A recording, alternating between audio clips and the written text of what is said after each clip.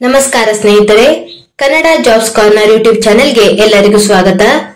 ಕರ್ನಾಟಕ ಹೈಕೋರ್ಟ್ನಲ್ಲಿ civil judge ಹುದ್ದೆಗಳ ಒಂದು ನೇಮಕಾತಿಗೆ ಸಂಬಂಧಪಟ್ಟಂತೆ ಆನ್ಲೈನ್ ಮುಖಾಂತರ ಅರ್ಜಿಯನ್ನ ಆಹ್ವಾನಿಸಲಾಗಿದೆ.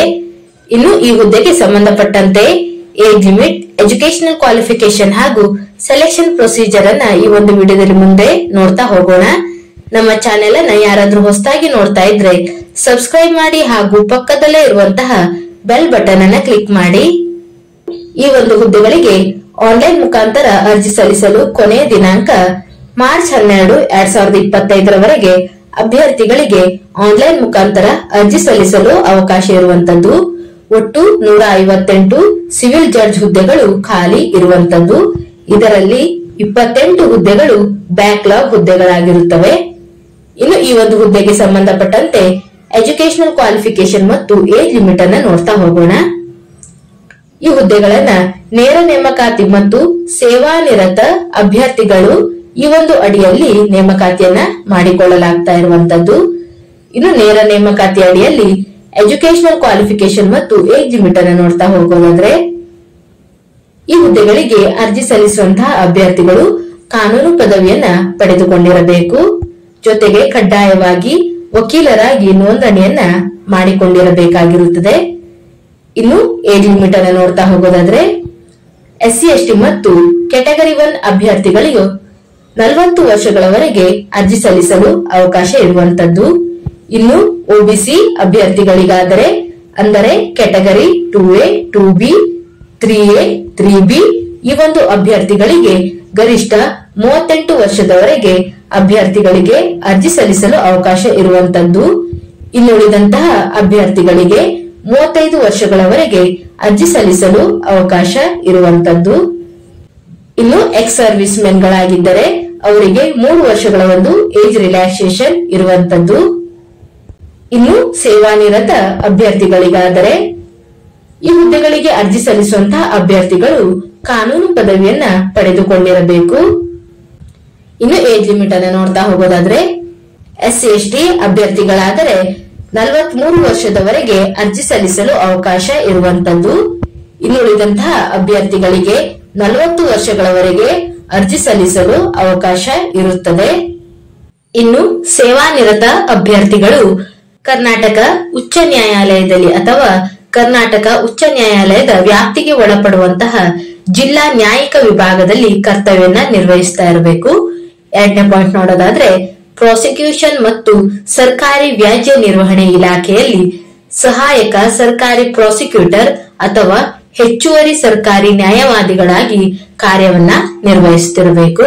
ಇದು ಸೇವಾನಿರತ ಅಭ್ಯರ್ಥಿಗಳು ಈ ಒಂದು ಹುದ್ದೆಗೆ ಅರ್ಜಿ ಸಲ್ಲಿಸುವುದಿದ್ದರೆ ಅವರಿಗೆ ಇರುವಂತಹ ಕೆಲವು ಮಾನದಂಡಗಳಾಗಿರುತ್ತವೆ.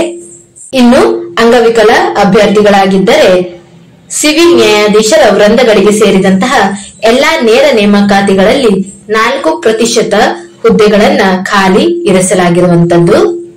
ಇನ್ನು ಈ ಹುದ್ದೆಗಳಿಗೆ ವೇತನ ಶ್ರೇಣಿಯನ್ನ ನೋಡೋದಾದ್ರೆ 77,840 ರಿಂದ 1,36,520 ವೇತನ ಶ್ರೇಣಿ ಇರುವಂತದ್ದು. ಇನ್ನು ಕ್ಯಾಟಗರಿ ವೈಸ್ ವೇಕೆನ್ಸಿಯನ್ನ ನೋಡ್ತಾ ಹೋಗೋದಾದ್ರೆ, ಒಟ್ಟು 158 ಹುದ್ದೆಗಳು ಖಾಲಿ ಇರುವಂತದ್ದು.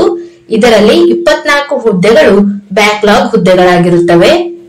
ಇನ್ನು ಕ್ಯಾಟಗರಿ ವೈಸ್ ನೋಡ್ತಾ ಹೋಗೋಣ. ಸಾಮಾನ್ಯ ಅಭ್ಯರ್ಥಿಗಳಿಗೆ ಒಟ್ಟು 59 ಹುದ್ದೆಗಳು ಖಾಲಿ ಇರುವಂತದ್ದು. ಇನ್ನು ಪರಿಶಿಷ್ಟ ಜಾತಿ ಈ ಒಂದು ಅಭ್ಯರ್ಥಿಗಳಿಗೆ 23 ಹುದ್ದೆಗಳು ಖಾಲಿ ಇದೆ. ಪರಿಶಿಷ್ಟ ಪಂಗಡದಲ್ಲಿ 10 ಹುದ್ದೆಗಳು ಖಾಲಿ ಇರುವಂತದ್ದು. ಇನ್ನು ಪ್ರವರ್ಗ 1ರಲ್ಲಿ 6 ಹುದ್ದೆಗಳು ಮತ್ತು 13 ಹುದ್ದೆಗಳು ಬ್ಯಾಕ್ಲಾಗ್ ಹುದ್ದೆಗಳು ಖಾಲಿ ಇರುವಂತದ್ದು. ಇನ್ನು ಪ್ರವರ್ಗ 2A ದಲ್ಲಿ 20 ಹುದ್ದೆಗಳು ಮತ್ತು 3 ಬ್ಯಾಕ್ಲಾಗ್ ಹುದ್ದೆಗಳು ಖಾಲಿ ಇರುವಂತದ್ದು. ಇನ್ನು ಪ್ರವರ್ಗ 2B ಯಲ್ಲಿ 5 ಹುದ್ದೆಗಳು ಮತ್ತು 5 ಬ್ಯಾಕ್ಲಾಗ್ ಹುದ್ದೆಗಳು ಖಾಲಿ ಇರುವಂತದ್ದು. ಇನ್ನು ಪ್ರವರ್ಗ 3A ದಲ್ಲಿ 5 ಹುದ್ದೆಗಳು ಮತ್ತು 3 ಬ್ಯಾಕ್ಲಾಗ್ ಹುದ್ದೆಗಳು ಖಾಲಿ ಇದೆ. ಇನ್ನು ಪ್ರವರ್ಗ 3B ಯಲ್ಲಿ 6 ಹುದ್ದೆಗಳು ಖಾಲಿ ಇರುವಂತದ್ದು. ಒಟ್ಟು 134 ಹುದ್ದೆಗಳು ಮತ್ತು 24 ಬ್ಯಾಕ್ಲಾಗ್ ಹುದ್ದೆಗಳು ಖಾಲಿ ಇರುವಂತದ್ದು. ಇನ್ನು ಸೆಲೆಕ್ಷನ್ ಪ್ರೊಸೀಜರ್ ಬಗ್ಗೆ ನೋಡೋದಾದ್ರೆ, ಪ್ರಿಲಿಮಿನರಿ ಎಕ್ಸಾಮಿನೇಷನ್, ಮೇನ್ ಎಕ್ಸಾಮಿನೇಷನ್ ಮತ್ತು ವೈವಾ ಇರುವಂತದ್ದು. ಇನ್ನು ಪ್ರಿಲಿಮಿನರಿ ಎಕ್ಸಾಮಿನೇಷನ್ ಬಗ್ಗೆ ನೋಡೋದಾದ್ರೆ, ಒಟ್ಟು 100 ಅಂಕಗಳಿಗೆ ಪ್ರಿಲಿಮಿನರಿ ಎಕ್ಸಾಮಿನೇಷನ್ ಇರುವಂತದ್ದು. ಎಲ್ಲವೂ ಸಹ ಆಬ್ಜೆಕ್ಟಿವ್ ಟೈಪ್ ಕ್ವಶನ್ಸ್ ಗಳು ಇರುವಂತದ್ದು. ಇದಕ್ಕೆ ಸಂಬಂಧಪಟ್ಟಂತೆ ಸಿಲೆಬಸ್ ಅನ್ನು ಸಹ ನೋಟಿಫಿಕೇಶನ್ ನಲ್ಲಿ ನೀಡಿರುವಂತದ್ದು. ಒಂದು ಬಾರಿ ಎಲ್ಲವನ್ನು ಚೆಕ್ ಮಾಡಿ. ನೋಟಿಫಿಕೇಶನ್ ಲಿಂಕ್ ಅನ್ನು ಡಿಸ್ಕ್ರಿಪ್ಷನ್ ಬಾಕ್ಸ್ ನಲ್ಲಿ ಹಾಕಿರುತ್ತೇನೆ, ಡೌನ್ಲೋಡ್ ಮಾಡಿಕೊಂಡು ಒಂದು ಬಾರಿ ಎಲ್ಲವನ್ನು ಚೆಕ್ ಮಾಡಿ. ಇನ್ನು ಮೇನ್ ಎಕ್ಸಾಮಿನೇಷನ್ ಬಗ್ಗೆ ನೋಡೋದಾದ್ರೆ, ಭಾಷಾಂತರ ಪತ್ರಿಕೆಗೆ ಒಟ್ಟು 100 ಅಂಕಗಳು ಇರುವಂತದ್ದು. ಇನ್ನು ಕಾನೂನು ಪತ್ರಿಕೆಗೆ 1 100 ಅಂಕಗಳು, ಇನ್ನು ಕಾನೂನು ಪತ್ರಿಕೆ 2 100 ಅಂಕಗಳು ಮತ್ತು ಕಾನೂನು ಪತ್ರಿಕೆ 3 100 ಅಂಕಗಳು ಇರುವಂತದ್ದು. ಇನ್ನು ಮೌಖಿಕ ಪರೀಕ್ಷೆ ಅಂದರೆ ವೈವಾ ಒಟ್ಟು 100 ಅಂಕಗಳಿಗೆ ನಡೆಸಲಾಗುವಂತದ್ದು. ಇನ್ನು ಕಂಪ್ಯೂಟರ್ ಜ್ಞಾನ ಅಂದರೆ ಕಂಪ್ಯೂಟರ್ ಟೆಸ್ಟ್ ಅನ್ನ 25 ಅಂಕಗಳಿಗೆ ನಡೆಸಲಾಗುತ್ತದೆ. ಪೂರ್ವಭಾವಿ ಲಿಖಿತ ಪರೀಕ್ಷೆ ಮತ್ತು ಮೌಖಿಕ ಪರೀಕ್ಷೆಯಲ್ಲಿ ಅಭ್ಯರ್ಥಿಗಳಿಗೆ ಮಿನಿಮಮ್ ಮಾರ್ಕ್ಸ್ ಅನ್ನು ಸಹ ನಿಗದಿಪಡಿಸಲಾಗಿರುವಂತದ್ದು. SC ST ಮತ್ತು ಅಂಗವಿಕಲ ಅಭ್ಯರ್ಥಿಗಳಾಗಿದ್ದರೆ ಪ್ರಿಲಿಮಿನರಿ ಎಕ್ಸಾಮಿನೇಷನ್ ನಲ್ಲಿ ಕನಿಷ್ಠ 50 ಅಂಕಗಳನ್ನು ಪಡೆದುಕೊಂಡಿರಬೇಕು. ಇನ್ನುಳಿದಂತಹ ಕೆಟಗರಿ ಅಭ್ಯರ್ಥಿಗಳಿಗೆ 60 ಅಂಕಗಳನ್ನ ಪಡೆಯಬೇಕಾಗಿರುವಂತದ್ದು.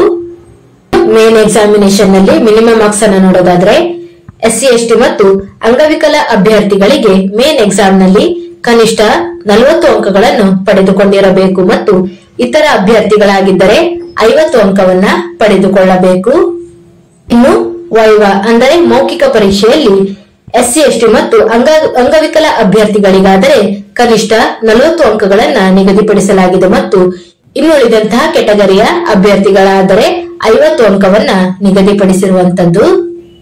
ಇನ್ನು ಕೆಲವು ಷರತ್ತುಗಳನ್ನು ಸಹ ನೋಟಿಫಿಕೇಶನ್ ನಲ್ಲಿ ನೀಡಿರುವಂತದ್ದು. ಮೊದಲನೆಯದಾಗಿ, ಮುಖ್ಯ ಲಿಖಿತ ಪರೀಕ್ಷೆಯ ಯಾವುದೇ ಪತ್ರಿಕೆಯಲ್ಲಿ ಮೇಲೆ ನಿಗದಿಪಡಿಸಿದಂತಹ ಕನಿಷ್ಠ ಅಂಕಗಳಿಗಿಂತ ಕಡಿಮೆ ಅಂಕಗಳನ್ನು ಗಳಿಸಿದಂತಹ ಯಾವುದೇ ಅಭ್ಯರ್ಥಿಯು ಮುಖ್ಯ ಪರೀಕ್ಷೆಗೆ ಅರ್ಹರಾಗಿರುವುದಿಲ್ಲ. ಇನ್ನು 2ನೇ ಪಾಯಿಂಟ್ ಅನ್ನು ನೋಡೋದಾದ್ರೆ, ಮುಖ್ಯ ಲಿಖಿತ ಪರೀಕ್ಷೆಯ ಯಾವುದೇ ಪತ್ರಿಕೆಯಲ್ಲಿ ಅಥವಾ ಮೌಖಿಕ ಪರೀಕ್ಷೆಯಲ್ಲಿ ಮೇಲೆ ನಿಗದಿಪಡಿಸಿದ ಕನಿಷ್ಠ ಅಂಕಗಳಿಗಿಂತ ಕಡಿಮೆ ಅಂಕಗಳನ್ನು ಗಳಿಸಿದಂತಹ ಯಾವುದೇ ಅಭ್ಯರ್ಥಿಯು ಸಿವಿಲ್ ನ್ಯಾಯಾಧೀಶರಾಗಿ ನೇಮಕವಾಗುವುದಕ್ಕೆ ಅರ್ಹರಾಗಿರುವುದಿಲ್ಲ. ಇದರ ಬಗ್ಗೆ ಸಹ ನೋಟಿಫಿಕೇಶನ್ ನಲ್ಲಿ ಮಾಹಿತಿಯನ್ನು ನೀಡಿರುವಂತದ್ದು. ಇನ್ನು ಪರಿಶಿಷ್ಟ ಜಾತಿ, ಪರಿಶಿಷ್ಟ ಪಂಗಡ ಹಾಗೂ ಅಂಗವಿಕಲ ಅಭ್ಯರ್ಥಿಗಳನ್ನು ಸಾಮಾನ್ಯ ವರ್ಗಕ್ಕೆ ಪರಿಗಣಿಸಬೇಕಾಗಿದ್ದಲ್ಲಿ ಈ ಕೆಳಕಂಡಂತೆ ನಿಗದಿಪಡಿಸಿದಂತಹ ಕನಿಷ್ಠ ಅಂಕಗಳನ್ನ ಗಳಿಸಿರಬೇಕಾಗಿರುತ್ತದೆ. ಪೂರ್ವಭಾವಿ ಪರೀಕ್ಷೆಯಲ್ಲಾದರೆ 60 ಅಂಕಗಳು, ಮುಖ್ಯ ಲಿಖಿತ ಪರೀಕ್ಷೆಯಲ್ಲಿ ಪ್ರತಿ ಪತ್ರಿಕೆಯಲ್ಲೂ ಸಹ 50 ಅಂಕಗಳನ್ನ ಪಡೆದುಕೊಂಡಿರಬೇಕು. ಇನ್ನು ಮೌಖಿಕ ಪರೀಕ್ಷೆಯಲ್ಲಾದರೆ 50 ಅಂಕಗಳನ್ನ ಪಡೆದುಕೊಂಡಂತಹ ಅಭ್ಯರ್ಥಿಗಳನ್ನ ಪರಿಗಣಿಸಲಾಗುತ್ತದೆ. ಇನ್ನು ಈ ಹುದ್ದೆಗಳಿಗೆ ಆಯ್ಕೆಯಾದಂತಹ ಅಭ್ಯರ್ಥಿಗಳಿಗೆ 2 ವರ್ಷಗಳ ಒಂದು ಪ್ರೊಬೇಷನರಿ ಪೀರಿಯಡ್ ಇರುವಂತದ್ದು. ಇದರ ಬಗ್ಗೆಯೂ ಸಹ ನೋಟಿಫಿಕೇಶನ್ ನಲ್ಲಿ ಮಾಹಿತಿಯನ್ನ ನೀಡಿದ್ದಾರೆ. ಇನ್ನು ಅರ್ಜಿ ಸಲ್ಲಿಸುವ ವಿಧಾನ ಮತ್ತು ಅಪ್ಲಿಕೇಶನ್ ಫೀಸ್ ಬಗ್ಗೆ ನೋಡೋದಾದ್ರೆ, ಈ ಹುದ್ದೆಗಳಿಗೆ ಅರ್ಜಿ ಸಲ್ಲಿಸುವಂತಹ ಅಭ್ಯರ್ಥಿಗಳು ಆನ್ಲೈನ್ ಮುಖಾಂತರ ಅರ್ಜಿಯನ್ನ ಸಲ್ಲಿಸಬೇಕಾಗಿರುತ್ತದೆ. ಇದಕ್ಕೆ ಸಂಬಂಧಪಟ್ಟಂತೆ ವೆಬ್ಸೈಟ್ ವಿಳಾಸವನ್ನು ಸಹ ನೀಡಿರುವಂತದ್ದು.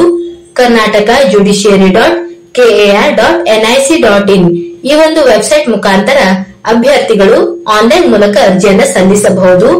ಇನ್ನು ಅಪ್ಲಿಕೇಶನ್ ಫೀಸ್ ಅನ್ನ ಅಭ್ಯರ್ಥಿಗಳು ಆನ್ಲೈನ್ ಮುಖಾಂತರ ಪೇ ಮಾಡಬೇಕಾಗಿರುವಂತದ್ದು.